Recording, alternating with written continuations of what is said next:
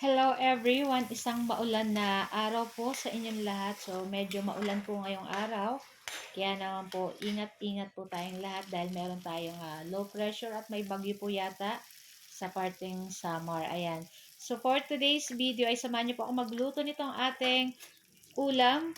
Walang iba kundi itong ating ginisang sayote and meron tayong kapartner na lumpiang gulay din. So, gulay-gulay po muna tayo ngayong araw. Bukas na naman lang ulit po tayo mag-meat. So, hindi ko na guys pinakita yung pagbalot sa kapag ano nitong ating lumpiang gulay. Yung ating lumpiang gulay may toge, sayote, carrot, repolyo, may celery, at may meat. Ayan. So, pagkaluto ng ating lumpiang gulay, ayan, kunin na natin po yan at hanguin na.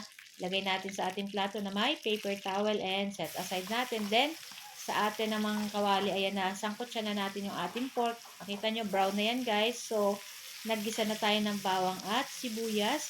And syempre, i-mix na rin po natin dyan yung ating mga pork para mas lalong bumango itong ating ginigisang bawang at sibuyas. And syempre, pag lumabas ng aromatic nitong ating bawang at sibuyas, pwede na po nating ilagay dyan yung ating sayote. Ayan. So, gumamit po ako ng 4 na pirasong sayote na tama lang yung laki. Ayan. Tapos, i-slice ko lang na medyo manipis-nipis katulad po ng ganyan. Tapos, syempre, halu-haluin po natin iyan at maglagay na rin po tayo dito ng toyo. Ayan. So, maglalagay po tayo ng soy sauce at maglalagay din po tayo ng oyster sauce.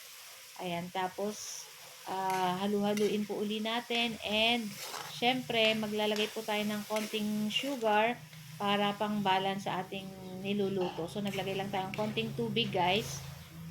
Ayan, para may sabaw-sabaw po itong ating ginisang sayote. And, ayan, so madali lang naman po itong maluto. Ayan, at ilang minuto lang ay luto na rin to guys. Pero before that, syempre, maglagay na tayo ng konting sugar. Konti lang, guys. And, syempre, maglagay pa tayo ng pamintang durog para mas masarap itong ating ginisang sayote. Ayan. Tapos, halu-haluin na naman po uli natin iyan. At pagkatapos ay okay na rin to guys. So, ito lang po ang ating video today. At sana po ay nag-enjoy kayo. Hindi po sanang kalimutan mag-like, comment, at pa-share po ng ating video. At kung bago pa lang po kayo sa aming page, huwag niyo po sanang kalimutan mag-like at mag-follow para palagi po kayong updated sa aming mga bagong video na i-upload. So guys, tara na at samahan nyo na po kami kumain itong ating napakasarap na ulam. Siyempre, wag laging karne. Pero may karne pa din guys. Pero, siyempre, mas marami po yung ating gulay ngayon. So guys, happy weekend guys. Ayan, enjoy po tayo and ingat sa ating weekend. See you next video. Ciao! Bye!